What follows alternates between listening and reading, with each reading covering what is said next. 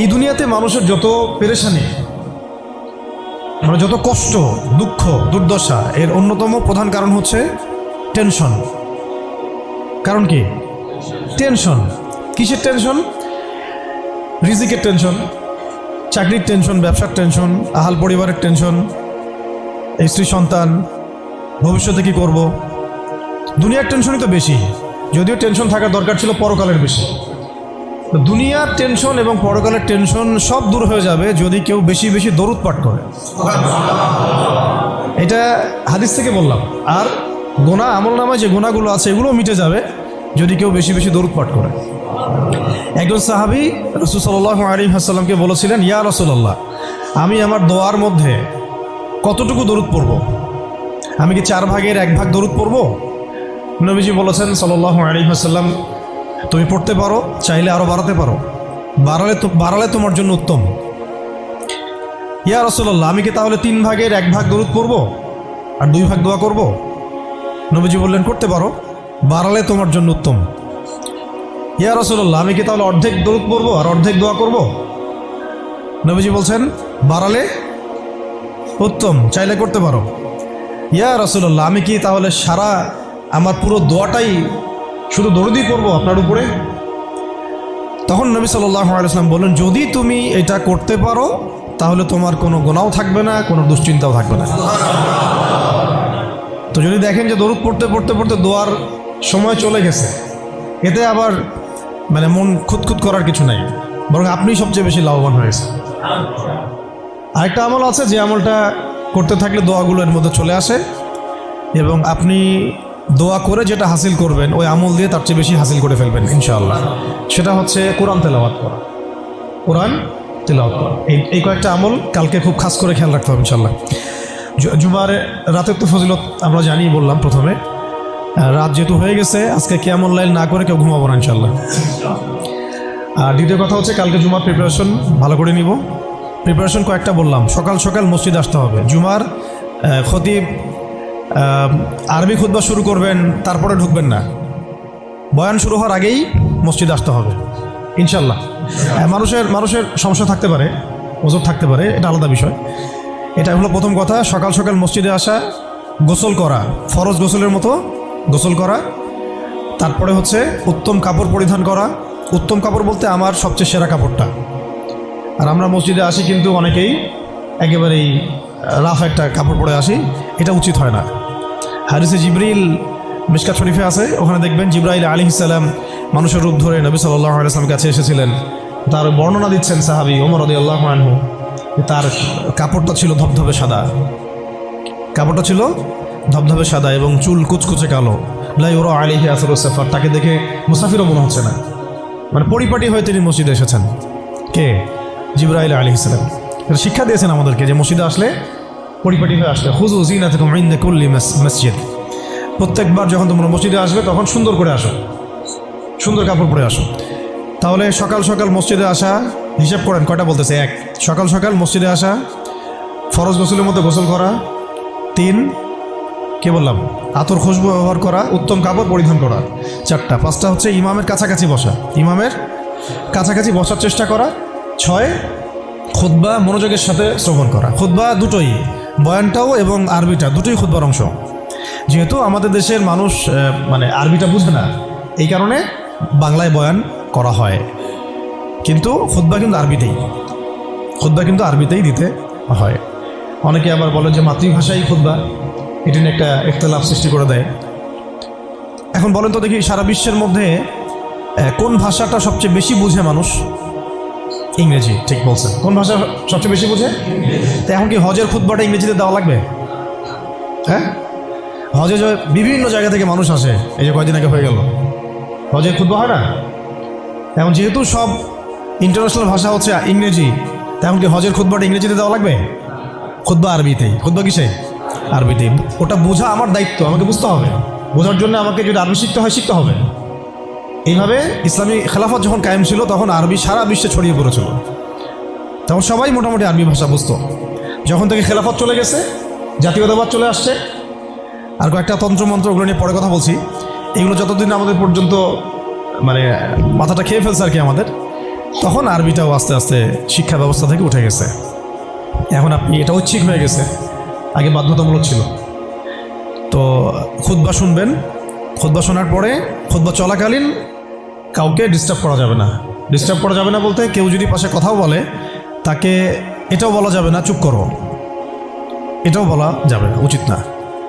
সাহাবেরা যদি এমন কেউ একটু বাচ্চা যদি দৌড়াদৌড়ি করতো, তাহলে ছোট ছোট এরকম পাথর রাখতেন সামনে, ওইটা দিয়ে ঢিল দিয়ে সতর্ক করতেন, খুতবা হচ্ছে বসো। মুখ দিয়ে বলতেন না যে বসো, মানে এইভাবে তারা খুতবা শুনতেন। এই কারণেই তো কথাগুলো কলিজা পর্যন্ত পৌঁছাতো এবং সেটা আমলে আসতো। আলহামদুলিল্লাহ। আরেকটা হলো, ইমামের কাছাকাছি বসলাম, খুতবা শুনলাম এবং নামাজ শেষ করলাম ইমামের সাথে, তাহলে ফজিলত হচ্ছে প্রত্যেক কদমের বিনিময়ে 1 বছরের নফল নামাজ, 1 বছরের নফল রোজা নেকি হবে ইনশাআল্লাহ। এটা হলো জুমার দিনের প্রথম কাজ। আরেকটা কাজ বললাম, দরুদ বেশি বেশি পাঠ করা। ফজিলত তো আপনারা জানেনই, আমি কয়েকটা বলে দিলাম। একটা হলো, যদি টেনশন ফ্রি লাইফ লিড করতে চান তাহলে দরুদ, আর যদি চান আপনি আমার গুনাহ মাফ হয়ে যাক তাহলে দরুদ, বেশি বেশি দরুদ। এমনকি যদি আপনি চান যে আপনার দোয়া বেশি বেশি কবুল হোক, তাহলেও দরুদ। মনে করেন আমি তাওহীদপন্থী, সুন্নাহর অনুসারী, হালাল খাই, দোয়াও করছি, জায়েজ দোয়া, এই দোয়াটাও আসমানে ঝুলে থাকবে। এই দোয়াটা কত ঝুলে থাকবে? আসমানে ঝুলে থাকবে। এটা রবের কবুলিয়াত পাওয়ার জন্য যে মাধ্যম, সেটা হলো দরুদ। দরুদ পড়বেন, এটা উঠে যাবে ইনশাআল্লাহ। যেই নবীর এত বড় শান, এত বড় মর্যাদা, সেই নবীকে আজকে বাংলাদেশের মাটিতে কিভাবে কটূক্তি করা হচ্ছে, খেয়াল করছেন? এগুলো নিয়ে কথা বলা হয়। দেখা যায় রাষ্ট্র তো এখন আসলে ইসলামিক রাষ্ট্র আর নাই। ওটা তো একসময় ছিল ইসলামিক খেলাফা, এখন চলতেছে সব আমেরিকান প্রেসক্রিপশনে আর কি। কেউ চালায় ভারতের প্রেসক্রিপশনে, কেউ চালায় আমেরিকার প্রেসক্রিপশনে, কেউ চালায় পশ্চিমাদের প্রেসক্রিপশনে। রাসূল সাল্লাল্লাহু আলাইহি ওয়াসাল্লামের সিরাত অনুযায়ী কেউ রাষ্ট্র চালায় না। তো সিরাত অনুযায়ী রাষ্ট্র চালালে এরকম সাতেমদেরকে ধরে কল্লা নামায় দেওয়া লাগতো। এখন দেধারসে দেখেন, যেখানে সেখানে বাকস্বাধীনতার নামে যেই নবীর উপর দরুদ না পড়লে আপনার দোয়া পর্যন্ত কবুল হবে না, সেই নবীকে কিভাবে গালিগালাজ করা হচ্ছে। নাউযুবিল্লাহি মিন যালিক। কি করবেন? প্রতিবাদ করতে গেলে আমরা দেখলাম যে মামলা করা হলো, মামলার পরে সেই আইনের ধারাটাই বাতিল করে দেওয়া হলো। আইনের ওই ধারাই বাতিল করে দেওয়া হলো। কি আইন! নিজের স্বার্থে যখন তখন করাও যায়, আবার বাতিলও করা যায়। এই জন্যই তো আমরা বলি মানবরচিত আইনগুলো হচ্ছে তাগুত। মানবরচিত আইনগুলো কি? তাগুত মানে কি? তাগুত মানে শয়তান। তাগুত মানে কি? শয়তানের একটা ভার্সন, মানে আপগ্রেডেড ভার্সন হচ্ছে তাগুত। প্রোম্যাক্স তাগুত, শয়তান প্রোম্যাক্স, এটা হচ্ছে তাগুত। তো আল্লাহর আইন বাদ দিয়ে যখন মানুষ নিজের আইন রচনা করে, তখন এরকম অবস্থা হয়। যে আইন রাসূলের শানে কটূক্তিকারীর বিচার করতে পারে না, সেই আইন আপনাকে সমাজে শান্তি দিবে, ইনসাফ দিবে? এই জিনিসটা আমাদের বুঝে আসতেছে না। এখন আমরা ঘুরে ফিরে আবার সেই ওই তন্ত্র মন্ত্রের পিছনে ছুটতেছি। এখনো শরিয়া ইমারা খেলাফতের কথা আমরা বুঝতে পারতেছি না। তবে বুঝি আর না বুঝি, ইনশাল্লাহ সামনে এটা কায়েম হবেই। এটা নিয়ে কোনো সন্দেহ নাই, লা শাক্কা ফি, কোনো সন্দেহ নাই, এটা সামনে কায়েম হচ্ছেই, এটা কেউ ঠেকাতে পারবে না। তো যাই হোক, আরেকটা আমল ছিল জুমার দিন, সেটা হচ্ছে সূরাতুল কাহাফ তেলাওয়াত করা। কোন সূরা? সূরা কাহাফ কোনোভাবেই ছাড়বেন না।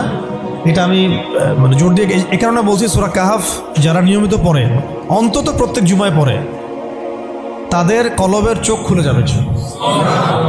কলবের চোখ না খুললে আপনি বাস্তবতা বুঝতে পারবেন না, কোনটা হক কোনটা বাতিল, কোনটা ন্যায় কোনটা অন্যায়, কোনটা সহি কোনটা গলত, ঠিক আছে? কোনটা ন্যায় কোনটা অন্যায়, কোনটা জুলুম কোনটা ইমান কোনটা কুফর, এই যে পার্থক্য, তাওহীদ শিরক, আসলে এই সত্য কোনটা মিথ্যা কোনটা, এই যে গোলকধাঁধা এখন চলতেছে সারা বিশ্ব জুড়ে, এইটা আপনি ভিতরের চোখ ছাড়া দেখতে পারবেন না।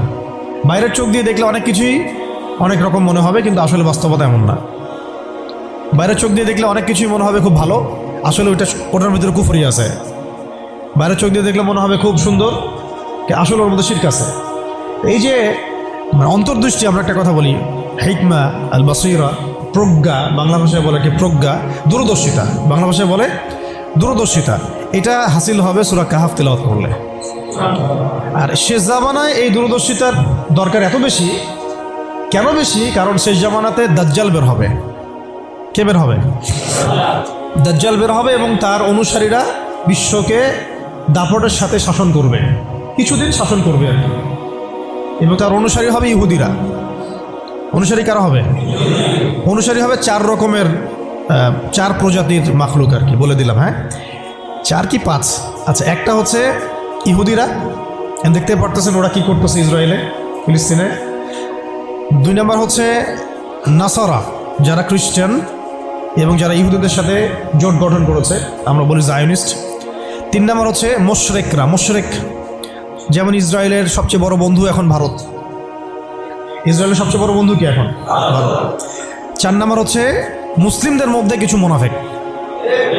ঠিক যেমন আরবের ফিলিস্তিনের আশপাশে দেখবেন কিছু রাষ্ট্র আছে মুনাফিকদের দ্বারা শাসিত, এরা ইসরায়েলের বন্ধু। আর 5 নম্বর হচ্ছে এক শ্রেণীর মহিলা, যে মহিলাদেরকে মানুষ ঘরে রাখতে পারবে না, এটা হাদিসের মধ্যে আসছে। এই 4টা-5টা শ্রেণী দাজ্জালকে অনুসরণ করবে এবং ওই সময় সারা বিশ্বটার মধ্যে সে এমনভাবে ফিতনা ফাসাদ সৃষ্টি করবে, অনেক ইমানদারও ধোঁকা খেয়ে যাবে। ওই ফিতনা থেকে বাঁচার জন্যে আপনাকে সূরা কাহাফ তেলাওয়াত করতে হবে, যেটা নবী সাল্লাল্লাহু আলাইহি ওয়াসাল্লাম বলেছেন যে ব্যক্তি সূরা কাহাফ তেলাওয়াত করবে জুমার দিনে, বা প্রথম 10টা আয়াত মুখস্থ করবে, প্রথম 10টা আয়াত মুখস্থ করবে, আল্লাহ পাক তার জীবদ্দশায় যদি দাজ্জাল বেরো হয়, আল্লাহ পাক তাকে হেফাজত করবে ইনশাআল্লাহ। এই আমলগুলো জুমার দিন ছাড়া ঠিক হবে না কোনোভাবেই। তো প্রতি সপ্তাহে আমলগুলো জারি থাকবে ইনশাআল্লাহ। আল্লাহ পাক সবাইকে করার তৌফিক দান করেন। তো আজকে আমি লম্বা আলোচনা করার সময় পাচ্ছি না, ইনশাআল্লাহ আপনাদের সাথে আবার দেখা হবে ইনশাআল্লাহ। কোনো একদিন দিনের বেলা এসে লম্বা সময় দেওয়ার চেষ্টা করবো ইনশাআল্লাহ। তো আজকে আমি জাস্ট একটা সূরা নিয়ে কথা বলতে যাচ্ছি আপনাদের সাথে, শুধু একটা ছোট্ট সূরা। ইনশাআল্লাহ অন্য কোনো দিন আরও বিষয়ভিত্তিক আলোচনা হবে। এই সূরাটা হচ্ছে সূরা কাফিরুন। কোন সূরা? সূরা কাফির। সবাই জানি না সূরাটা? কিছু বিষয় আছে এই সূরার মধ্যে যেগুলো আমরা অনেকে জানি কিন্তু বুঝতে পারছি না। ওইটা বোঝানোর জন্য আমি একটু পুরাতন আলোচনা নতুন করে করার চেষ্টা করছি আর কি।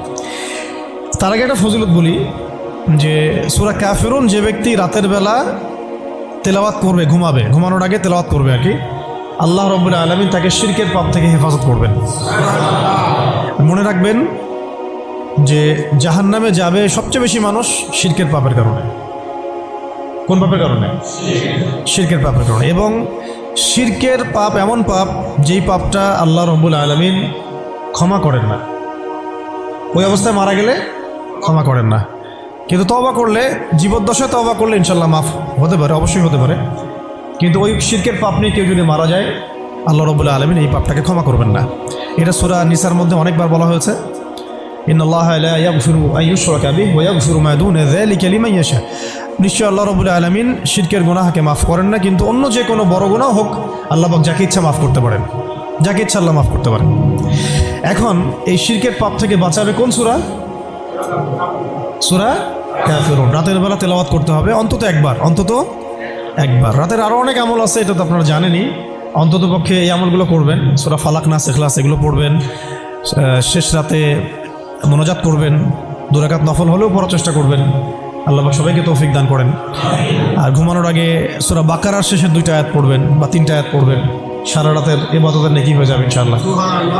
33 বার সুবহানাল্লাহ পড়বেন, 33 বার আলহামদুলিল্লাহ পড়বেন, 34 বার আল্লাহু আকবার পড়বেন। এছাড়াও তো আছে আল্লাহুম্মা বিইসমিকা আমুতু আহইয়া। এছাড়াও আরও অনেক দোয়া আছে, কয়েকটা বললাম। সূরা মুলক তেলাওয়াত করতে পারেন যদি সময় হয়, এবং করা উচিত, কারণ সূরা মুলকের তেলাওয়াত কবরের আযাব থেকে বাঁচাবে ইনশাআল্লাহ। এগুলো আমল করবেন। আমলটা বাড়ানোর চেষ্টা করতে হবে এই কারণে যে যার আমল বেশি তার মধ্যে নূর বেশি, আল্লাহ পাকের মারফত বেশি, তার মধ্যে দিনের ফিকিরও বেশি থাকবে এবং তার দোয়াও বেশি কবুল হবে ইনশাআল্লাহ। সে আল্লাহকে পাবে, কাছে পাবে। আমল ভালো হলে আখলাক ভালো হবে, আখলাক ভালো হলে তার দ্বারা সমাজ উপকৃত হবে। এবং আমরা খেয়াল করে দেখেছি সিরাতের কিতাবগুলোতে সাহাবায়ে কেরাম জিহাদের মাঠেও মেসওয়াক ছাড়তেন না, মানে আমলে তারা গুরুত্ব দিতেন, খুব বেশি আমলে প্রতিযোগিতা করতেন, কে কত বেশি আমল করতে পারে। একজন সাহাবী খুঁটির সাথে নিজেকে বেঁধে রাখছিলেন, যে ঘুম আসে, নামাজ পড়তে পড়তে ঘুম আসে, খুঁটির মধ্যে বেঁধে রেখেছেন নিজেকে, এটা ঘুমে পড়ে না যান। তো পরে নবী সাল্লাল্লাহু আলাইহি ওয়াসাল্লাম বললেন যে এত মানে অতিরিক্ত কষ্ট না করতে বললেন। আল্লাহ পাক তো সবসময় তোমার ইবাদত কবুল করতে পারেন, নিজের উপর এহসান করো, নিজের শরীরের হক আদায় করো। একজন সাহাবী তো এমন আমল শুরু করেছিলেন যে স্ত্রীর প্রতি তাকানোই বন্ধ করে দিয়েছেন এক সময়, হ্যাঁ তাই না? পরে স্ত্রী এসে অভিযোগ করছে আমাকে তো আমার স্বামী দেখেই না।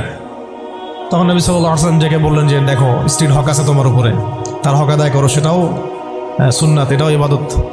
তো এইভাবে সাহাবাইরা আমলের প্রতিযোগিতা করতে। তো আমাদেরকে আমলের মধ্যে ব্যালেন্স করতে হবে, আমলে ব্যালেন্স করতে হবে, মানে একদিকে ঝুঁকে যাওয়া না, সব আমলগুলো যেন আমার আমলের মধ্যে থাকে, এটা ব্যালেন্স করতে হবে। শুধু তসবি দানা নিয়ে পড়ে থাকবো, জিহাদের কথা বলবো না, এটাও আবার না। আবার শুধু জিহাদের কথাই বলবো, দিন কায়েমের কথাই বলবো, নিজের ইবাদত আমল ঠিক থাকবে না, এমনও না। মানে সব কিছু ব্যালেন্স থাকতে হবে, আকীদা, আমল, সুন্নাহর ইত্তেবা সব ব্যালেন্স থাকবে। সবচেয়ে জরুরি দুইটা বিষয়ে আমরা মাথায় রাখবো, একটা হলো ইবাদত, একটা হচ্ছে দিন কায়েম। একটা হলো ইবাদত, একটা হলো দিন কায়েম। ইবাদত তো ব্যক্তিগত ব্যাপার, এটা জীবনের প্রত্যেকটা ক্ষেত্রে ইবাদত থাকবে, আর দিন কায়েম করতে হবে জীবনের প্রতিটা ক্ষেত্রেই, শুধুমাত্র ব্যক্তিগত জীবনে, ইবাদত বন্দেগীর জীবনে না, আমার অর্থনীতি, ব্যবসা বাণিজ্য, আমার সংস্কৃতি, শিক্ষা এবং রাজনীতির মধ্যেও আল্লাহ পাক তৌফিক এনায়েত করেন। তো এখন যেটা বলতে চাচ্ছিলাম যে একদিন আপনারা তো সিরাত মোটামুটি পড়েছেন, সিরাত মানে রাসূল সাল্লাল্লাহু আলাইহি ওয়াসাল্লামের জীবনী তো মোটামুটি পড়েছেন আমি আশা করি। যদি না পড়ে থাকেন অবশ্যই পড়বেন, ঠিক আছে? প্রথমে শুরু করবেন তো কোরআন তেলাওয়াত থেকে। কোরআন তেলাওয়াত শিখতে শিখতে সিরাতটা পড়ে ফেলবেন। সিরাতটা আগে পড়া থাকলে আপনি কোরআন হাদিসের অর্থ যখন পড়তে শুরু করবেন তখন বুঝতে পারবেন যে কোন আয়াত কোন প্রেক্ষাপটে, কোন হাদিস কোন প্রেক্ষাপটে নাজিল হয়েছে। আপনার মাথায় পুরো 23 বছরের একটা ফ্রেম থাকবে, এটা খুব জরুরি।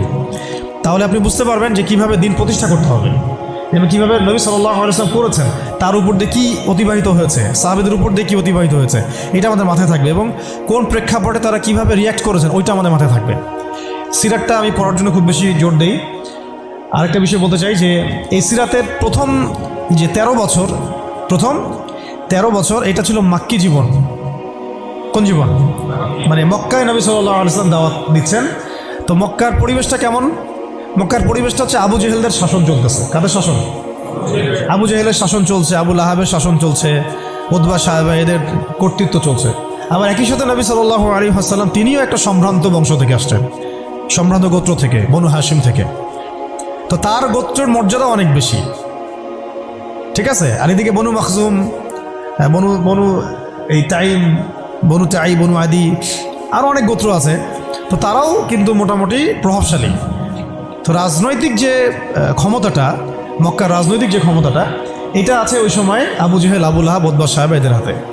এবং ওদের একটা পার্লামেন্ট ছিল, ওর নাম ছিল দারুন নাদওয়া। কি নাম ছিল? দারুন নাদওয়া। তারা আল্লাহকে বিশ্বাস করত, একটু ভালো করে বোঝার চেষ্টা করেন। তারা আল্লাহ পাককে বিশ্বাস করত, আল্লাহ বলে একজন আছে, এটা তারা আকীদা ঠিক রাখত। এমনকি আল্লাহ পাক সৃষ্টিকর্তা, আল্লাহ পাক রিজিক দাতা, আল্লাহ সন্তান দাতা, এটাও তারা বিশ্বাস করত। কারা বিশ্বাস করত? Abu Jahl, Abu Lahab, Utba সাহেবা, তারাও বিশ্বাস করত। তাহলে কিসে বিশ্বাস করতো না? তারা তাওহীদে রুবুবিয়াত বিশ্বাস করতো, কিন্তু উলুহিয়াত, আসমা ও সিফাতে বিশ্বাস করতো না। মানে আল্লাহ পাকেরই যে বিধান মানতে হবে, আল্লাহ পাকেরই যে দাসত্ব করতে হবে এবং মৃত্যুর পর জবাবদিহিতা আছে, এই বিষয়গুলোতে তারা বিশ্বাসী ছিল না। এখন প্রথম 3 বছর নবী সাল্লাল্লাহু আলাইহি ওয়াসাল্লাম গোপনে দাওয়াত দিয়েছেন। কত বছর? প্রথম 3 বছর। আর চতুর্থ বছর থেকে প্রকাশ্যে দাওয়াত শুরু হয়েছে।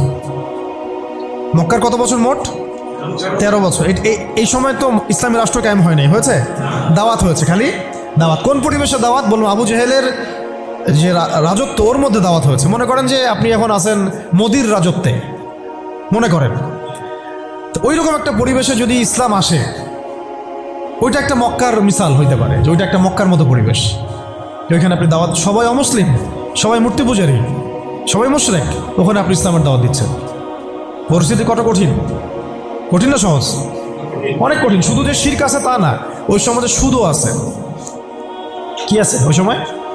সুদ আছে। ওই সমাজের মধ্যে জেনা আছে, ওই সময় ব্যভিচার আছে, ওই সময় মাদক দ্রব্য আছে, মেয়েদের অবমাননা আছে, কন্যা সন্তানের জীবন্ত দাফন করা হয়, তারপরে জুয়া আছে, মারামারি, হানাহানি, কাটাকাটি, গোত্রে গোত্রে দ্বন্দ্ব, এগুলো একটা সমাজের মধ্যে। একটু চিন্তা করেন, কল্পনা করেন। আপনার এই এলাকা কি এমন? আপনার এলাকা কি এমন? না। কিন্তু ওই বিষয়গুলোর কিছু কিছু বিষয় তো অবশ্যই এখনও আছেই। বরং এমন কিছু বিষয় আছে যেগুলো আগের চেয়ে বেশি আছে। কারণ আইয়ামে জাহিলিয়াতের যে কথাটা বলছি, আইয়ামে জাহিলিয়াতে কিন্তু সমকামিতা ছিল না এত বেশি। এটা আপনার পুরো বাংলাদেশে এখন সমকামিতা আইয়ামে জাহিলিয়াতে যে বেশি। ওই আইয়ামে জাহিলিয়াতে আপনার ট্রান্সজেন্ডার ছিল না, আপনার বাংলাদেশে আছে এখন। আইয়ামে জাহিলিয়াতে পর্নোগ্রাফি ছিল না। পর্নোগ্রাফি মানে মোবাইল ফোনে তো বুঝে নিত, এগুলো ছিল আইয়ামে জাহিলিয়াতে ছিল না। প্রযুক্তির এত উৎকর্ষ ছিল না যেটা দিয়ে এরকম বোম টোম ফেলে পারমাণবিক বোম দিয়ে মানুষকে মেরে ফেলা যায়, ছিল না। এরকম এয়ারক্রাফট নিয়ে গাজার উপর দিয়ে গেল, বোম ফেলে দিল, মেরে ফেললো শিশুদেরকে, এমন ছিল। মানে অনেক ব্যাপার আমি আপনাকে দেখাতে পারবো যেগুলো আইয়ামে জাহিলিয়াতের চাইতে এখন অনেক বেশি আছে শয়তানি। কিন্তু কিছু কিছু বিষয় ছিল যেগুলো আবার আইয়ামে জাহিলিয়াতে ছিল না। এক কথায় আমরা এটা বলতে পারি যে নবী সাল্লাল্লাহু আলাইহি ওয়াসাল্লাম যখন নবী হয়ে এসেছেন তখন 23 বছরের মধ্যে তিনি আইয়ামে জাহিলিয়াতকে কবর দিয়ে গেছেন। কিন্তু যখন থেকে আবার খোলাফায়ে রাশেদা শাসন চলে গেছে, ইসলামী খেলাফতগুলো আস্তে আস্তে আস্তে আস্তে অ্যাবলিশ হয়ে গেছে, তখন আবার নতুন করে জাহিলিয়াতগুলো এই সমাজে, শুধু সমাজে না, সমাজে, রাষ্ট্রে, বিশ্বের বুকে একেবারে একদম ঢুকে গেছে না, মানে একদম শেকড় গেড়ে ফেলছে। এখন সময় হচ্ছে ওই আবার নতুন শেকড় গাড়া জাহালাতগুলোকে উপড়ে ফেলার, এইটা সময় এখন। এই জন্য পরিস্থিতিটা বুঝতে হবে যে নবী সাল্লাল্লাহু আলাইহি ওয়াসাল্লাম কোন জায়গায় দাওয়াতের কাজ করছিলেন। চোখ বন্ধ করে চিন্তা করেন যে একটা সমাজের মধ্যে খালি মূর্তি, সবাই মূর্তি পূজা করে, সবাই সুদ খায়, ধরেন সবাই বেশিরভাগই দেখা যায় জেনা করে, মেয়েদের তেমন কোনো বৈবাহিক অধিকার নাই, সম্পত্তির অধিকার নাই, বাচ্চাকে কবর দিয়ে দিচ্ছে জীবন্ত, মদ খাচ্ছে মানুষ, জুয়া খেলতেছে, মারামারি করছে, ইত্যাদি ইত্যাদি ইত্যাদি। এরকম একটা অবস্থায় রাসূলুল্লাহ সাল্লাল্লাহু আলাইহি ওয়াসাল্লাম ইসলামের দাওয়াত দেওয়া শুরু করলেন। দাওয়াত দিতে দিতে প্রথম 3 বছর তিনি গোপনে দাওয়াত দিয়েছেন, গোপনে গোপনে গোপনে দাওয়াত দিয়েছেন। ওই সময় কিন্তু তৈরি হয়েছে আবু বকর রাদিয়াল্লাহু আনহু, ওসমান রাদিয়াল্লাহু আনহু, আলী ইবনে আবি তালেব, যায়েদ ইবনে হারসা, এই সাহাবায়ে কেরাম তৈরি হয়েছেন ওই সময়। আব্দুল্লাহ বিন মাসউদ, বিলাল ইবনে রাবাহ, এই সাহাবায়ে কেরাম তৈরি হয়েছেন কিন্তু ওই প্রথম 3-4 বছরেই। এরপর যখন প্রকাশ্যে দাওয়াত দেওয়া শুরু করলেন, যখন ওমর এবং হামজা রাদিয়াল্লাহু আনহু তাদের মতো সাহাবীর ইসলাম কবুল করলেন, প্রকাশ্যে দাওয়াত শুরু হলো, তখন হকার বাতিলের দ্বন্দ্ব শুরু হলো। মানে সত্য নিয়ে আপনি যখন মাঠে নামবেন তখনই মিথ্যার সাথে দ্বন্দ্ব শুরু। এটা নিয়ম, চিরায়ত নিয়ম।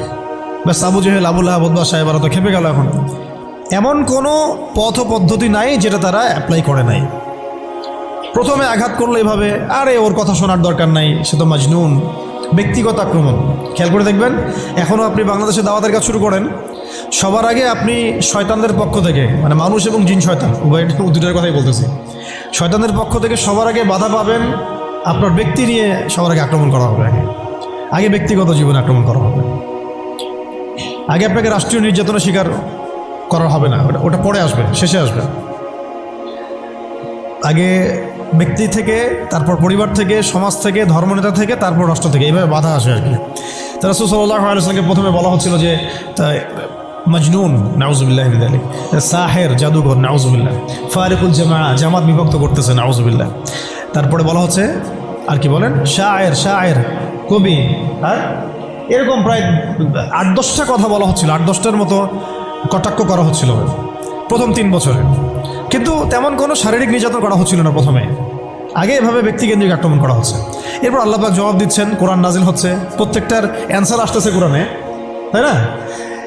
দাওয়াতের গতি বাড়তেছে, আলহামদুলিল্লাহ। মানুষ তো একবার ইসলামে আসলে আর ফিরে যাচ্ছে না, জান্নাতের খবর পেয়ে গেছে মানুষ। কোথায় ছিলাম, অন্ধকার থেকে আলোতে চলে আসছে। আর যারা এই নূরের স্বাদ একবার পেয়েছে তারা কি আর ফিরে যাবে? এখনও দেখেন অনেক বড় বড় পাপী মানুষ, আমরা নিজেও দেখেছি, নিজেরাও অনুভব করেছি, বহু বড় বড় পাপী মানুষ রাসূল সাল্লাল্লাহু আলাইহি ওয়াসাল্লামের রওজার সামনে গিয়ে সালাম দিয়েই একেবারে তওবা করে খাঁটি মুমিন হয়ে গেছে। বহু মানুষ আছে এমন, অনুভূতি কাজ করে ওখানে গেলে। একটা অনেক পাপী মানুষ ছিল, কাবাঘর ধরে যেই টাচ করছে কাবাঘরে, চোখ দিয়ে দরদর করে পানি পড়া শুরু হয়েছে, সে তার লাইফকে সংশোধন করে নিয়েছে। আর সেখানে তো সাহাবীরা রাসূলের কাছে যাচ্ছেন, তার দরবারে বসছেন, হাতে হাত রেখে বায়াত করতেছেন, তাকে তার পা ধুয়ে দিচ্ছেন, তাকে ওযু করাই দিচ্ছেন, সারাদিন তারা রাসূল সাল্লাল্লাহু আলাইহি ওয়াসাল্লামের সাথেই আছে। কত বড় সৌভাগ্যের বিষয়। এখন প্রথমে যখন দেখা গেল এইসব দিয়ে কাজ হচ্ছে না, তারপর তারা অর্থনৈতিক চাপ দেওয়া শুরু করলো, সামাজিক বয়কট করা শুরু করলো। কারা? কারা? Abu Jahl, Abu Lahab, Utba, Saiba. আমি কিন্তু এই কয়েকটা নাম বলছি, এটা কিন্তু শুধু নাম নয়, এটা একটা ক্যারেক্টার, চরিত্র। আজকের বিশ্ব আবু জেহেল আছে, আবু লাহাব আছে, উতবা সাইবার আছে না? সেম পদ্ধতি তারাও কিন্তু অবলম্বন করতেছে ইসলামকে দমন করার জন্য। সেম সেম, এটা মিলাই নেবেন আপনারা সিরাত থেকে। এবার শুনেন, অর্থনৈতিক চাপ দিয়ে কোনো কাজ হচ্ছে না, ব্যক্তিগত আক্রমণ করে কাজ হচ্ছে না, শারীরিক নির্যাতন করেও কাজ হচ্ছে না। সাহাবীদেরকে মেরে ফেলা হচ্ছে, সুমাইয়া রাদিয়াল্লাহু আনহাকে মেরে ফেলা হয়েছে না, শহীদ করা হয়েছে। তারপরে ইয়াসির রাদিয়াল্লাহু আনহুকে শহীদ করা হয়েছে মক্কায়। এরকম সাহাবীদেরকে নির্মম নির্যাতন করা হচ্ছে। বেলাল রাদিয়াল্লাহু আনহুকে পিটানো হচ্ছে, উসমান রাদিয়াল্লাহু আনহুকে পর্যন্ত মারা হয়েছে, আবু বকর রাদিয়াল্লাহু আনহুকে উতবা মেরেছে একদিন, লাআনাহুল্লাহ। তো এখন শারীরিক নির্যাতন করে কোনো কাজ হচ্ছে না, ঈমান থেকে সরানো যাচ্ছে না, অর্থনৈতিক বয়কট করে কাজ হচ্ছে না। 3 বছর বয়কট করে দিল বনু হাশেমকে, মনে আছে আপনাদের? গাছের ছালপাতা খেয়ে তারা থাকলেন শিয়াবে আবু তলেবে। 3 বছর বয়কট, সমাজ থেকে বয়কট, গালিগালাজ করে কোনো কাজ হচ্ছে না, এমনকি জীবন কেড়ে নিয়েও, জান নিয়েও কোনো কাজ হচ্ছে না। এই আন্দোলন, এই লা ইলাহা ইল্লাল্লাহ মুহাম্মাদুর রাসূলুল্লাহ বিপ্লবী কালিমাকে থামানো যাচ্ছে না। কোন পরিবেশে? আমাদের মতো অনুকূল পরিবেশে না, মনে করেন ভারতের মতো প্রতিকূল পরিবেশে। মনে করেন, বোঝানোর জন্য বললাম যে একটা গভর্নমেন্ট আছে, সে চরমভাবে ইসলাম বিদ্বেষী, সে তার গুন্ডা পান্ডা দিয়ে মুসলিমদেরকে পিটাচ্ছে আর মারতেছে, এখন যেখানে সেখানে, দেখতেছেন না? রাষ্ট্রীয়ভাবে মুসলিম দমন হচ্ছে। একটা তো হলো রাষ্ট্রীয়ভাবে না, মানে অরাজনৈতিকভাবে কেউ ইসলামের বিরোধিতা করতেছে, সেটা আলাদা ব্যাপার। একটা হচ্ছে রাষ্ট্রীয়ভাবে ইসলামকে দমন করা হচ্ছে। কোথায়? ভারতে, সবাই জানি। তো রাষ্ট্রীয়ভাবে দেখেন গাজ্জাকে আজকে ধ্বংসস্তূপে পরিণত করা হলো বৈশ্বিকভাবে। জাতিসংঘের প্রত্যক্ষ মদত এগুলো হয়েছে, আমেরিকার প্রত্যক্ষ সহযোগিতা এগুলো হয়েছে, পশ্চিমাদের প্রত্যক্ষ মদত এগুলো হয়েছে। এখন কথা হচ্ছে, আপনাকে পরিস্থিতিটা বুঝতে হবে যে আবু জেহেল, আবু লাহাবদের অবস্থা কেমন ছিল, ওই সমাজটার অবস্থা কেমন ছিল। প্রতিকূল পরিবেশে দাওয়াতের কাজ করা হচ্ছে, তারা একটার পর একটা অস্ত্র প্রয়োগ করছে, কিন্তু কোনো অবস্থাতেই মুসলমানদেরকে থামানো যাচ্ছে না। তাদের সংখ্যা কি বাড়ছে না কমছে? মুসলিমদের সংখ্যা বাড়ছে না কমছে? আবার বলেন, মুসলিমদের সংখ্যা কি বাড়ছে না কমছে? বাড়ছে আর বাড়ছে আর বাড়ছে, দিন দিন বাড়ছে। কত নির্যাতন হচ্ছে, শারীরিকভাবে মারা হচ্ছে, অর্থনৈতিক নিষেধাজ্ঞা দেওয়া হচ্ছে, সমাজ থেকে বয়কট করা হচ্ছে, তারপর সম্পত্তি থেকে বঞ্চিত করা হচ্ছে, বাবা ছেলেকে তাড়াই দিচ্ছে, মা ছেলেকে তাড়াই দিচ্ছে। কি একটা অবস্থা! অবস্থা কি ভাবতে পারছেন কেমন জটিল অবস্থা? এত কিছু করেও যখন কোনো কাজ হলো না, তখন Abu Jahl, Abu Lahab, Utba সাহেবারা একটা নতুন ফর্মুলা নিয়ে আসলো। এখন তারা নতুন একটা ফর্মুলা নিয়ে আসছে। এই ফর্মুলাটার নাম হচ্ছে আপোষকামিতা বা সন্ধি করা। এটার নাম কি? আপনারা খেয়াল করে দেখবেন, আমি একটু বলে নেই 1 মিনিট। ওই আইয়ামে জাহিলিয়াতে যে জাহালাতগুলো আপনি দেখছেন, শিরকের জাহালাত, সুদের জাহালাত, রিবা, তারপরে মাদক, তারপরে জেনা, ব্যভিচার, গোত্রীয় হানাহানি, সব আপনি এখনকার বিশ্বে দেখতে পারবেন। এবং ওই দারুন নাদওয়া যেটা ছিল কাফেরদের পার্লামেন্ট, এটার মতো করে কাজ করতেছে এখন সারা বিশ্বে জাতিসংঘ। আমি একদম খোলামেলা বলে দিলাম, এর চেয়ে খোলামেলা আপনাকে আমি বুঝে বলতে পারবো না। এবং সেই জাতিসংঘটার কাজই হচ্ছে সারা বিশ্বে মুসলিমদেরকে আস্তে আস্তে ডমিনেট করা এবং কাফেরদের দৌরত্বটাকে প্রতিষ্ঠা করা। তাদের প্রত্যক্ষ মদদে, পশ্চিমাদের প্রত্যক্ষ মদদে ইসরায়েল এই জায়গায় আসছে আজকে। সেই জায়গায় আসতে পারতো না যদি তাকে এভাবে সহযোগিতা করা না হতো। এবং তার সাথে সঙ্গ দিয়েছে, বললাম, ইহুদিদের সাথে সঙ্গ দিয়েছে নাসারা, এই মুশরিকরা, আরবের মুনাফিকরা, আর এই যে আমাদের তো নামধারী কিছু সেকুলার আছেই, রামবাম, তথাকথিত সুশীল, প্রগতিশীল, এগুলো তো আছে। এরা সবাই মিলেই এই এজেন্ডাটা বাস্তবায়ন করছে। কি এজেন্ডা? তারা চায় পুরো বিশ্ব থেকে মুসলমানদেরকে মিটাই ফেলতে। এটা খালাস, শেষ কথা এখানে শেষ। তারা চায় পুরো বিশ্ব থেকে মুসলমানদেরকে সরাই ফেলতে। ইউরিদুনা, তারা কি চায়? আল্লাহ পাক বলেছেন, ইউরিদুনা লিইউতফিউ নূর আল্লাহ।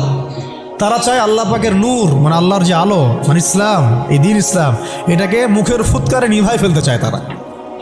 কিন্তু আল্লাহ পাক বলেছেন, আল্লাহু ইউতিম্মু নূরাহ, কিন্তু আল্লাহ পাক তার নূরকে প্রজ্বলিত করবেন। ওয়ালাউ কারিহাল কাফিরুন ওয়া ফি আয়াতিন উখরা ওয়ালাউ কারিহাল মুশরিকুন। সূরা তাওবায় আছে, সূরা সফে আছে। এক জায়গায় বলা হয়েছে যদিও কাফেররা এটা পছন্দ করবে না, আর একবার বলা হচ্ছে মুশরিকরা এটা পছন্দ করবে না। ওদের এজেন্ডা এটা স্পষ্ট। এই same agenda Abu Jahl, Abu Lahab, Utba সাহেবেরও ছিল, কিন্তু তারাও কিন্তু পারে নাই। পারছে? এত কিছু করেও তারা পারে নাই। আপনি খেয়াল করে দেখবেন, যখন এই পরাশক্তিরা মুসলমানদের সাথে কোনো কোনো জায়গায় পেরে ওঠে না, তখন তারা কিন্তু সন্ধির কথা বলে, সাম্যের কথা বলতে আসে, মানবতার কথা বলতে আসে, তাই না? ঐক্যের কথা বলতে আসে, মৈত্রীর কথা বলতে আসে। যখন দেখে যে মুসলমানদের হাতে খুব মাইর খাচ্ছে, যেমন ধর সিরিয়াতে বেশ মাইর খাইছে, মাঝে মাঝে হামাসের কাছে মাইর খাচ্ছে, যখন মাইর খায় পারে না তখন বলে যে যুদ্ধবিরতি চাই। তো ইসলামী অনুশাসনে আমরা যখন যুদ্ধবিরতির পক্ষে কথা বলার চেষ্টা করি বা আমরা যে রায় দেই, যখন দেখা যায় যুদ্ধবিরতির সেই সন্ধিকে লঙ্ঘন করে তারা আবার নিরীহ মানুষকে বোমা হামলা চালায়, ওই রাস্তাটাকে তারা বন্ধ করে ফেলে। এটা মুনাফিকি করে তারা, প্রতারণা। আবার যখন আফগানিস্তানে তারা মাইর খাইছে 20 বছর 40 বছর, তখন এসে আবার কিন্তু লেজ ঘুরে ঠিকই পালাইছে। মানে আমি একটা ক্যারেক্টার বললাম ওদের। নর্মালি তারা আপনাকে প্রথমে আক্রমণ করবে না, আপনাকে আদর্শ দিয়ে মোটিভেট করার চেষ্টা করবে, ডিমোটিভেট করার চেষ্টা করবে, তারপরে আপনাকে অর্থনৈতিক বয়কট করবে, সামাজিকভাবে ফিতনা ছড়াই দিবে, রাজনৈতিক ওদের পাপেটগুলোকে দিয়ে আপনাকে শাসন করবে। সে সরাসরি এসে আপনার গলা চিপে ধরবে না, তার দালালদেরকে দিয়ে আপনাকে অ্যারেস্ট করাবে। আর কি খোলামেলা বলতে পারবো? সরাসরি সে এসে আপনাকে হত্যা করবে না, বরং তার দালালদেরকে দিয়ে আপনাকে নির্যাতন করাবে। এটা হয়ে আসছে ইতিহাসে, এখনও হচ্ছে এগুলাই।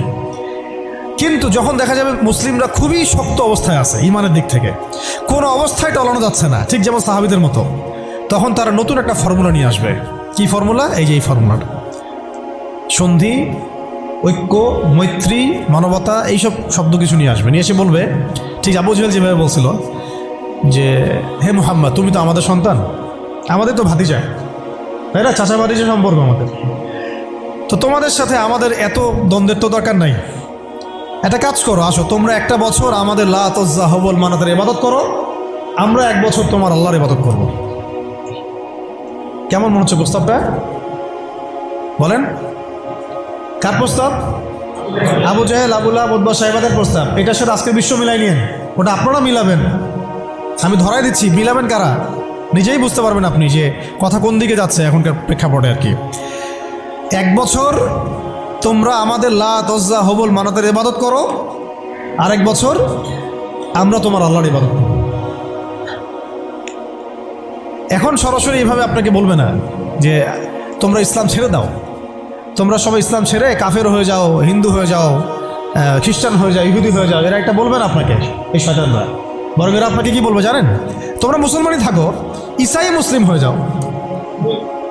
কি বলবে? মুসলমান থাকো, কি হয়ে যাও? ঈসাই মুসলিম হয়ে যাও। এটাও তো মুসলিম। তোমরা মুসলমান থাকো, কাদিয়ানি মুসলিম হয়ে যাও। কি মুসলিম হয়ে যাও? এটা ওই যে খাচ্ছেন আপনারা, এটাই এই তো জাহালাত, সব কাদিয়ানি তো। এগুলো এগুলো এগুলো এগুলো এগুলো না খাওয়া সওয়াবের কাজ। এটা না খাওয়া, না কেনা, এদের সাথে ব্যবসা বাণিজ্য না করা আপনার সওয়াবের কাজ, করাটা গুনাহের কাজ। এই ফতোয়াটা কি আমাদের ওস্তাদরা দিতে পারবেন না? এটা আমি কি ভুল ফতোয়া দিয়েছি?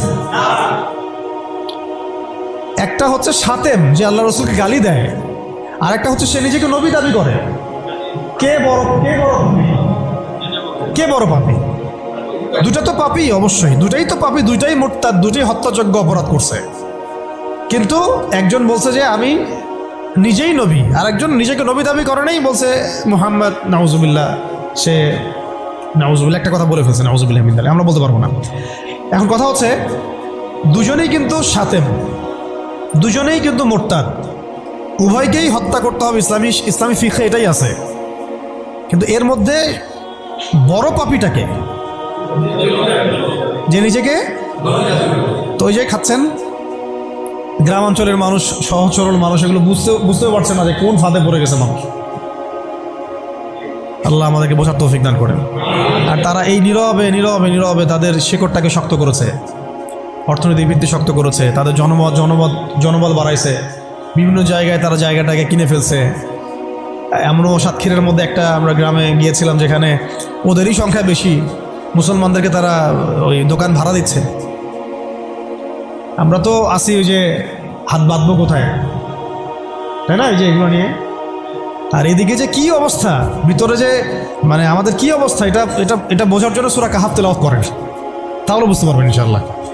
তা আমি বলছিলাম যে ওটা অন্য প্রসঙ্গ, এটা নিয়ে আপনারা খতমে নবুয়ত একটা বিভাগই আছে মার্কাজুদ দাওয়ায়, খতমে নবুয়ত বিভাগ আছে একটা। ওই খতমে নবুয়তের অনেক কিতাব, অনেক আর্টিকেলস সব ছাপানো হয়ে গেছে। এগুলো আপনারা পড়লেই বুঝতে পারবেন কত বড় ধোঁকাবাজি, কত বড় প্রতারণা। এটা নিয়ে ইনশাল্লাহ আরেকদিন কথা বলবো ইনশাল্লাহ, ঠিক আছে? তবে এদের সাথে কোনো রকম সম্পর্ক রাখবেন না, কোনো রকম। এটা আপনি ইমানের দাবি। আমি বলছি না যে আপনি অস্ত্র নিয়ে আপনি গিয়ে তাকে গর্দান নামায় দেন, এটা আপনি করতে পারবেন না। এটা আপনি করার মতো এখন আপনার ক্ষমতা নাই।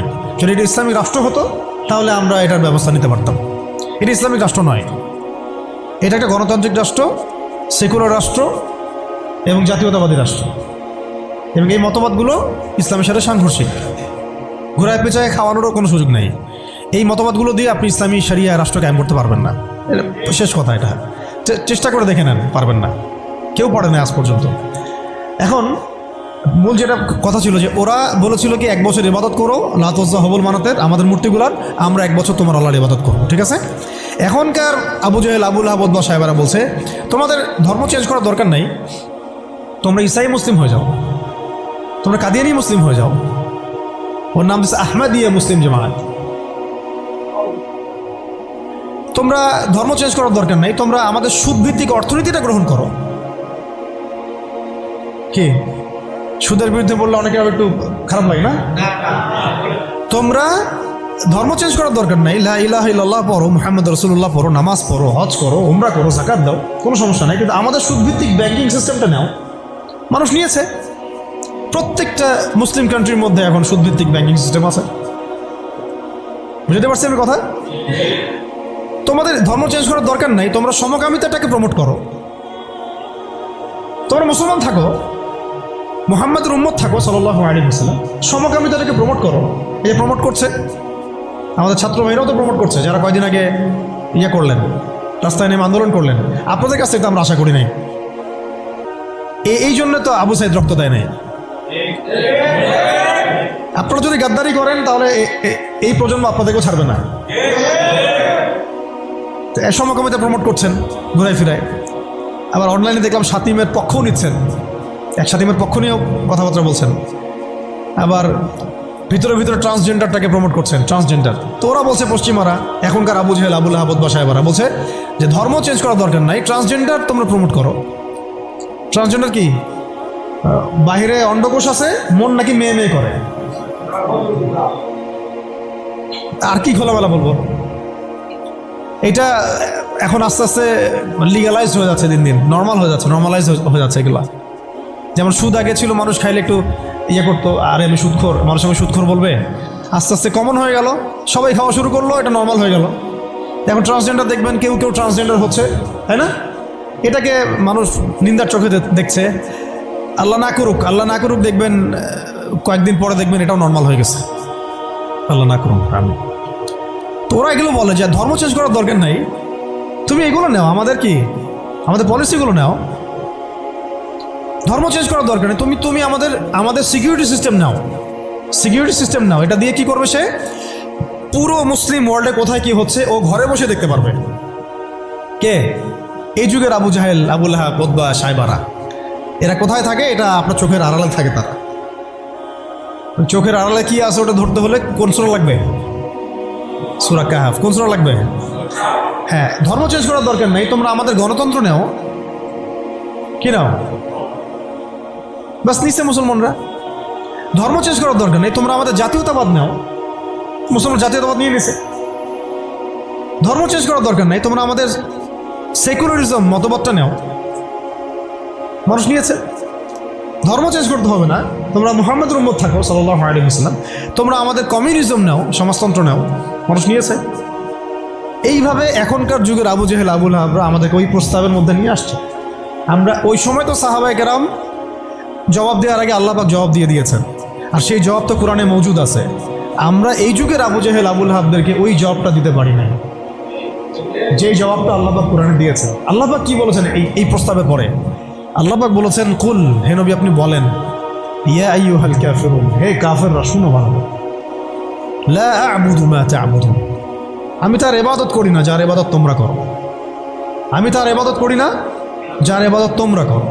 ওয়ালা আনতুম আবিদুন মা আ'বুদ, তোমরা তার ইবাদতকারী নও যার ইবাদত আমি করি। ওয়ালা আনা আবিদুন মা আবাদতুম, এবং আমি তার ইবাদতকারী নই যার ইবাদত তোমরা করো। ওয়ালা আনতুম আবিদুন মা আ'বুদ, এবং তোমরাও তার ইবাদতকারী হবে না যার ইবাদতকারী আমি।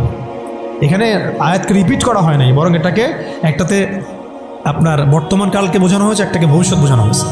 কিয়ামত পর্যন্ত মুসলমান মন্দিরে যাবে না, আর মন্দিরে যে যায় লোক সে এই মসজিদ আসবে না, আসলে ধর্ম চেঞ্জ করে আসতে হবে। লাকুম দীনুকুম ওয়ালিয়া দীন, তোমাদের দিন তোমাদের জন্যে, আমার দিন আমার জন্য।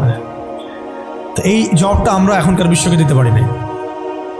ভালো করে খেয়াল করে দেখছেন, এইভাবে সূরাগুলোকে মিলাতে হবে। ওরা এখন আপনাকে বলছে না সরাসরি যে আপনি ধর্ম চেঞ্জ করেন, আপনি অমুসলিম হয়ে যান, কাফের হয়ে যান, মোরতাদ হয়ে যান, এগুলো তারা বলবে না।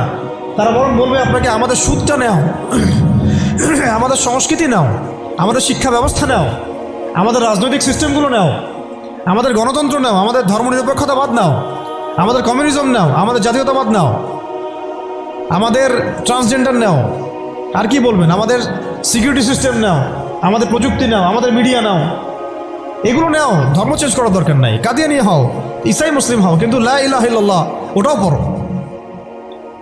এই যুগের লা তাযাহুল মানাতরা আরো বেশি ভয়ঙ্কর। এই যুগের আবু জেহেল, আবুল লাহাব, উতবা, সাইবারা আরো বেশি ভয়ঙ্কর ওই যুগের আবু জেহেল, আবুল লাহাবদের চাইতে। ওই যুগের সাহাবায়ে কেরাম যে ভাষায় উত্তর দিয়েছিলেন, এই যে কোরআনের ভাষায়, লাকুম দীনুকুম ওয়ালিয়া দীন, কিয়ামত পর্যন্ত না তোমরা আমাদের দিনের অনুসারী হবা, আর না আমরা তোমাদের দিনের অনুসারী হব।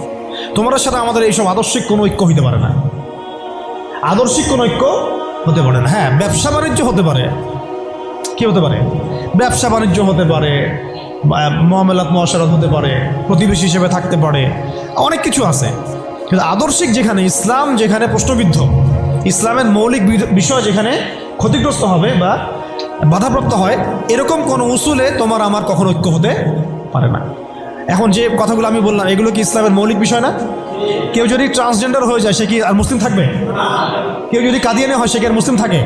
কেউ যদি ইসাই মুসলিম হয়, মুসলিম থাকবে? কেউ যদি চরম সুদখোর হয়, সে তো আল্লাহর সাথে যুদ্ধ করতেছে, রাসূলের সাথে যুদ্ধ করতেছে, সে কিভাবে মুসলিম হতে পারে? কেউ যদি এরকম পশ্চিমা তন্ত্রমন্ত্রের পূজা করে, সে কি আর মুসলিম থাকতেছে নাকি? ফাসেক হয়ে যাচ্ছে। তো এখন কথা হচ্ছে, এই সূরা থেকে আমাদের এই শিক্ষাগুলো নিতে হবে যে আজকের বিশ্বেও, আজকের এই জামানাতেও কোনো অবস্থাতেই এই কাফের, মুশরিক, মুরতাদ, মুনাফিক এবং এই জায়নিস্ট শক্তির এরকম কোনো তন্ত্রমন্ত্রের ফাঁদে আমাদেরকে পা দেওয়া যাবে না। কেন দেওয়া যাবে না?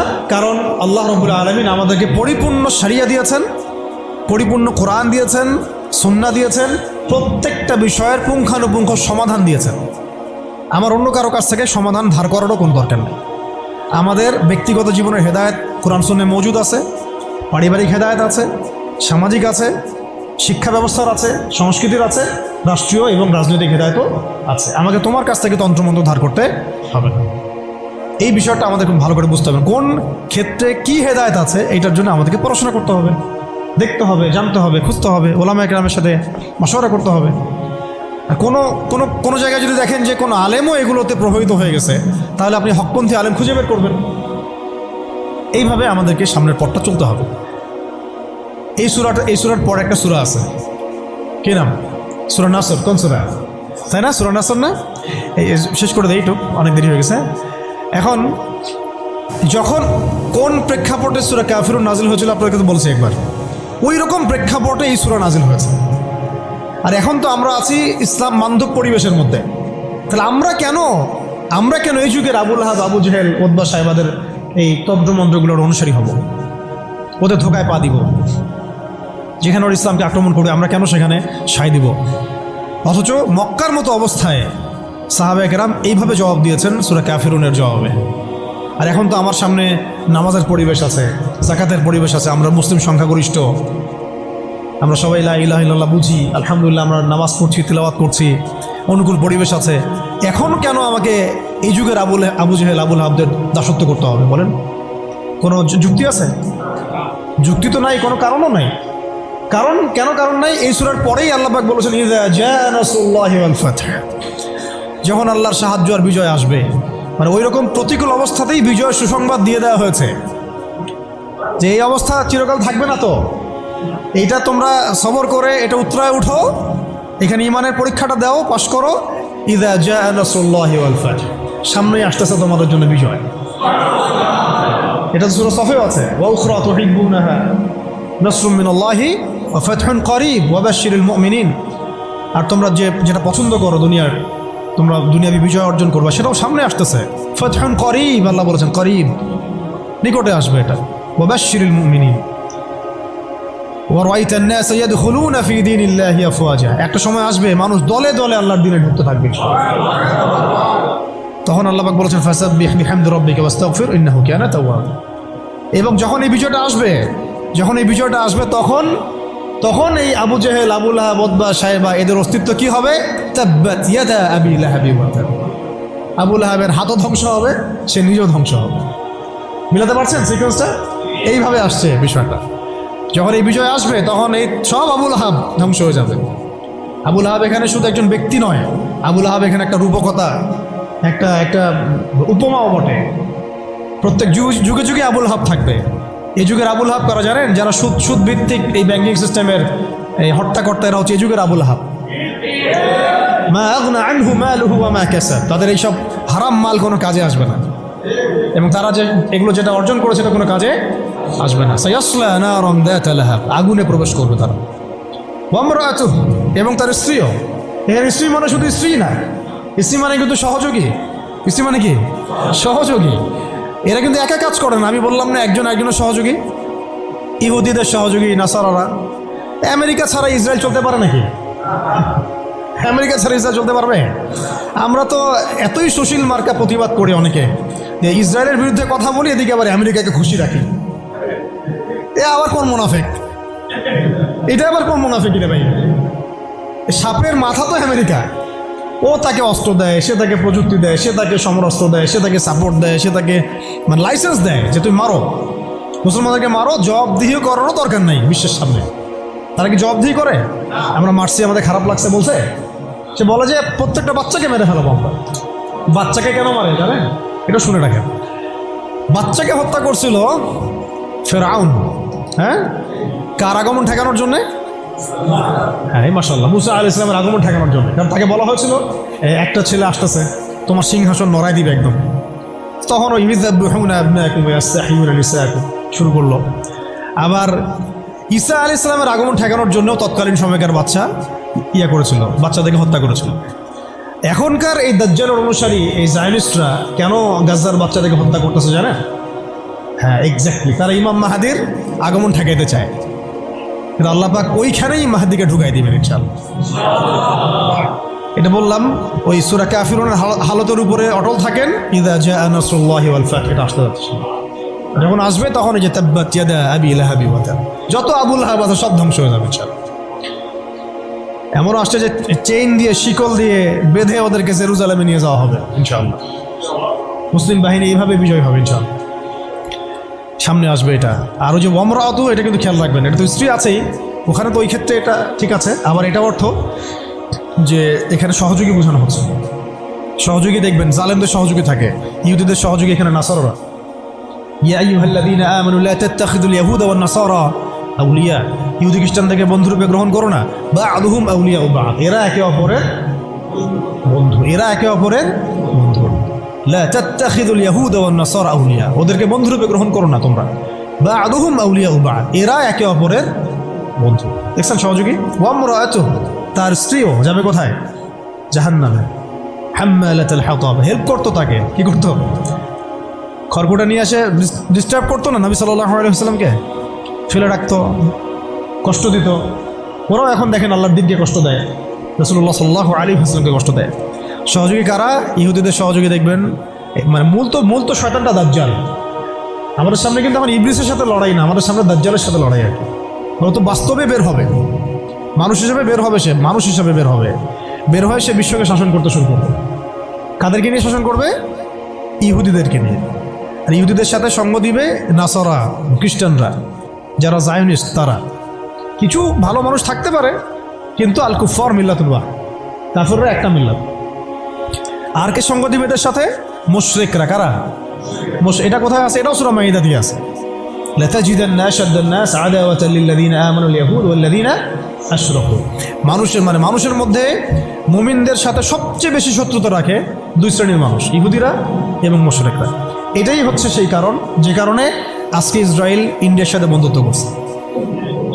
আর কিভাবে ব্যাখ্যা করবো আপনাদের সামনে? এটাই সেই কারণ যার কারণে আজকে ইসরায়েল এই ভারতের সাথে বন্ধুত্ব করছে। ও ভারত পুরো ইসরায়েলের প্রেসক্রিপশনেই চলে। যেভাবে গাজায় মুসলিম নিধন হচ্ছে, সেম পরিকল্পনা ওদের ভারতকে কেন্দ্র করে এখানে মুসলিম নিধন করার, এবং সেটা চলছেও, অলরেডি শুরু হয়ে গেছে। আর কাশ্মীরও তো আগে থেকে শুরু হয়েছিল, এখন রাষ্ট্রীয়ভাবে হচ্ছে, রাষ্ট্রীয় গুন্ডা বাহিনী দ্বারা হচ্ছে এগুলো। আর এদের প্রেসক্রিপশনে চলেছিল আমাদের বিগত ফ্যাসিস্টরা। মানে কে কার সাথে রিলেটেড বুঝতে পারছেন? তাহলে আমাদেরকে কত রকম শত্রুর সাথে লড়তে হবে, ভিতরে শত্রু, বাহিরে শত্রু, বিশ্বে শত্রু, আবার ওইদিকে আছে ওদের সাথে পশ্চিমা এবং আমেরিকা। তারপরে আছে আবার আরবের মোনাফিকরাও ওদের সাথে আঘাত করে ফেলছে। আর মুশরিকরা তো আছেই। আর বললাম এক শ্রেণীর নারী, রাম বাম প্রগতিশীল সুশীল, এরাও ওদের সাথে যোগ দিবে। তাহলে আপনার আমার লড়াইটা কত কঠিন, ওই যে সূরা কাফিরুনের ওই অবস্থায় টিকে থাকাটা কত কঠিন। লাকুম দীনুকুম ওয়ালিয়া দীন, কত কঠিন। ওই সিরাতের রাস্তা পাড়ি দেওয়া লাগবে, ওই সবর করতে হবে, মারও খাওয়া লাগতে পারে, জানও যাবে, হিজরতও করা লাগতে পারে। হিজরত করেছেন নবী সাল্লাল্লাহু আলাইহি ওয়াসাল্লাম। তারপরে ইসলামী রাষ্ট্র আল্লাহ পাক দিবেন ইনশাআল্লাহ। কিসের মাধ্যমে দিবেন? দাওয়াত, তাবলীগ এবং জিহাদের মাধ্যমে। দাওয়াত, তাবলীগ এবং জিহাদের মাধ্যমে, শুধু দাওয়াত আর তাবলীগের মাধ্যমে না, দাওয়াত, তাবলীগ এবং সাথে জিহাদও থাকতে হবে। তারপরে ইসলামী রাষ্ট্র ব্যবস্থা আসবে ইনশাআল্লাহ। এরপরে দেখেন কি বলা হলো, ওমরাআতু, তার স্ত্রীও থাকবে, হাম্মালাতুল হাতাব ফি জিদিহা হাবলুম মিন মাসাদ। দেখেন ওর গলায় থাকবে জাহান্নামে ওই যে ছোবরা, রশি। মানে হেল্প করার কিছু উপকরণও ছিল, কিছু উপকরণ দিয়ে সে ইসলামের বিরোধিতা করতো, দুশ্মনী করতো। এখনও তারা অনেক উপকরণ বের করে ফেলছে ইসলামকে মানে ক্ষতিগ্রস্ত করার জন্যে। এমনকি দেখেন কত নতুন নতুন প্রযুক্তি আসছে, এই প্রযুক্তিগুলো দিয়ে তারা ইসলামের ক্ষতি করতেছে। ভালো করে খেয়াল করে দেখেন, এমন অনেক প্রযুক্তি তারা বের করেছে, মিডিয়া বের করেছে, প্রযুক্তি বের করেছে, সিস্টেম বের করেছে, তন্ত্রমন্ত্র বের করেছে, মানে উপকরণ লাগে ইসলামকে ক্ষতিগ্রস্ত করার জন্য। আবুল হাবের স্ত্রীও উপকরণ দিয়েই নবী সাল্লাল্লাহু আলাইহি ওয়াসাল্লামকে ক্ষতি করার চেষ্টা করছিল। আল্লাহ পাক আবার সেই উপকরণ তার গলায় ফাঁস লাগিয়ে তাকে মৃত্যু দিয়েছেন, মনে আছে? ওই গলার মধ্যে তার রশি আটকে ফাঁস লাগিয়ে সে মারা গেল। কে? আবুল হাবের স্ত্রী। এই যে ক্ষতি, ইসলামের ক্ষতি করার জন্য যে উপকরণগুলো তারা বের করেছে, শুনে রাখেন, ইসলামের ক্ষতি করার জন্যে, ইসলামকে ধ্বংস করার জন্যে আর মুসলিম নিধনের জন্য তারা যে উপকরণগুলো তৈরি করেছে, যে সিস্টেমগুলো তৈরি করেছে, যে মিডিয়াগুলো তৈরি করেছে, যে প্রযুক্তিগুলো তৈরি করেছে, এগুলোই ওদের ধ্বংসের কারণ হবে ইনশাআল্লাহ। এমনও হইতে পারে সামনের বিশ্বে ওদের হাতে তৈরি করা পারমাণবিক বোম দিয়ে ওরাই মরবে ইনশাআল্লাহ। দেখে নিন, এটাও হইতে পারে ইনশাআল্লাহ। এটা সম্ভাবনা আছে, হবে এটা তো আমি বলতে পারবো না, এটা হতে পারে, সম্ভাবনা আছে, সম্ভাবনা আছে। আল্লাহ পাক যেন এদের মধ্যে শত্রুতা লাগায় দেন, একে অপরকে দিয়ে ধ্বংস করায় দেন। আমি যেভাবে ওরা মুসলিমদেরকে ধ্বংস করার পায়তারা করেছে, এর চেয়ে 1000 গুণ বেশি ধ্বংস আল্লাহ পাক তাদেরকে করে নেন। আমরা দোয়া করবো কাদের জন্য? তাদের মনের মধ্যে ইসলামের জন্য সিম্প্যাথি আছে, সফট কর্নার আছে, ইসলামকে মন থেকে ভালোবাসে, এই ভাইদের জন্য আমরা দোয়া করবো। এই জন্য আমরা বাংলাদেশের এই সিস্টেমের মধ্যে ধরেন আর্মি, র্যাব, পুলিশ, বিজিবি, আমাদের পলিটিশিয়ান যারা বুঝে না বুঝে বিভিন্ন মানে জালেমের সহযোগীও হয়ে গেছে, আমরা সবার জন্যই দোয়া করি আল্লাহ পাক যেন তাদের সবার হৃদয়টাকে ঘুরায় দেন। তাদের মধ্যে অনেক মানুষ আছে যারা বুঝে না বুঝে হয়তো দুনিয়াবি কোনো স্বার্থে অন্যায়ের পথে চলে গেছে, বা বুঝে না, ইসলামটা বুঝে না, কিন্তু আবার ইসলামকে ভালোবাসে, আমরা এই ভাইদের জন্য দোয়া করতে পারি। এই জালেমদের জন্য আমরা কি দোয়া করতে পারি? অতএব ফি জিদিহা হাবলুম মিন মাসাদ, এটাও হবে, দেখে নিন। আর শেষ কথা কি, এটা কে করবেন? এই পুরো পরিকল্পনাটা কার? এই পুরো পরিকল্পনা হচ্ছে পরের সূরায় কুল হুয়াল্লাহু আহাদ। এটা এক আল্লাহর পরিকল্পনা। কোন আল্লাহ? আল্লাহুস সামাদ, যিনি কারো মুখাপেক্ষী না, তিনি আমাদের মুখাপেক্ষী না। এটা আল্লাহ করাবেন, আল্লাহর বান্দাদেরকে দিয়ে আল্লাহ করাবেন।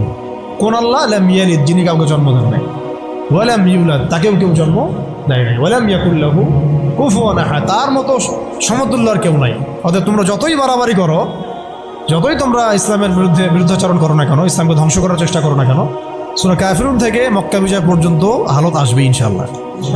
আর এখন যা চলতেছে এটাও ইনশাআল্লাহ আস্তে আস্তে পরিবর্তন হতে থাকবে এবং ইনশাআল্লাহ আমরা আবার বাইতুল মুকাদ্দাস জয় করবো ইনশাআল্লাহ। এই বিষয়ে কোনো সন্দেহ নাই যে সামনে ইসলামের বিজয় আসবে এবং মুসলিমদের সেই হারানো সেই গৌরব ঐতিহ্য আবার ফিরে আসবে। কিন্তু এইটা আপনার ঘরে বসে থাকলে রেডিমেড হাতে মান্না সালোয়ার মতো আসবে না। এটা মান্না সালোয়ার আসার যুগ না, এটা আবাবিল পাখি আসারও যুগ না। এখানে পাথর আপনাকেই ছুটতে হবে। আবাবিল পাখি এসে পাথর ছুটবে না, এটা পাথরটাকে ছুটতে হবে, আপনাকেই ছুটতে হবে। ব্যাস, আল্লাহ পাক শর্ত দিয়ে দিয়েছেন, ইন তানসুরুল্লাহ ইয়ানসুরকুম, তোমরা আল্লাহর দিনকে সাহায্য করো, আল্লাহ তোমাদেরকে সাহায্য করবেন। ওয়া ইউসাব্বিত আকদামাকুম, আল্লাহ তোমাদের পা শক্ত করে দিবেন। ওয়া ইন তাতাওয়াল্লাউ ইস্তাবদিল কওমান গায়রাকুম, তোমরা যদি মুখ ফিরে চলে যাও আল্লাহ পাকের কিচ্ছু যায় আসে না। আল্লাহুস সামাদ, আল্লাহ অন্য কওমকে হেদায়েত দিয়ে তোমাদের স্থলাভিষিক্ত করবেন।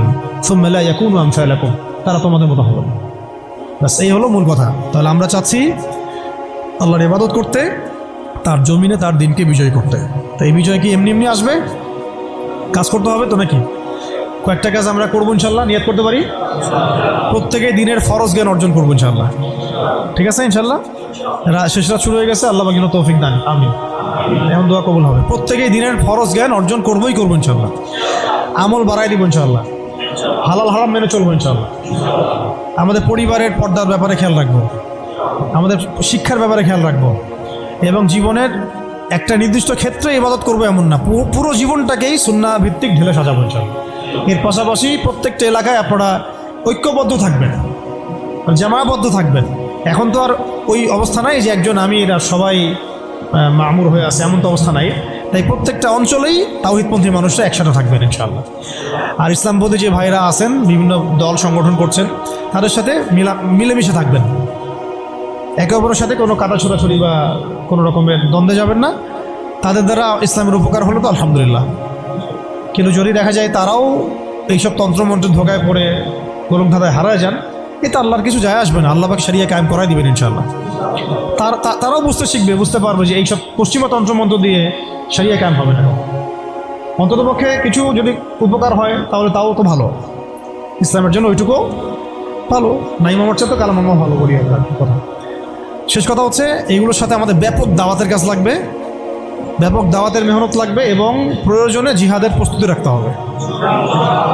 এই কাজগুলো একত্রিত হলে ইনশাল্লাহ দেখবেন সূরা কাফিরুন থেকে মক্কা বিজয় ইনশাল্লাহ হয়ে যাবে।